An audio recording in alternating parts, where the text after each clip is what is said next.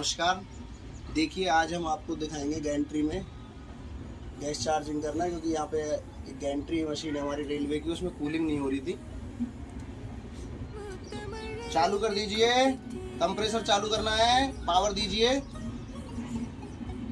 तो इसमें हम पहले प्रेशर डालेंगे चेक करने के लिए कि लीकेज कहाँ पे है। हमारा सब कुछ सेटअप रेडी हो चुका है, वाल्व वगैरह हम सब लगा चुके हैं। बस हम इसमें प्रेशर भरेंगे और फिर लीक टेस्ट करके गैस डालेंगे। दिखाएंगे आपको पूरा प्रोसीजर, किस तरीके से गैस डालते हैं, क्या होता है सिस्टम।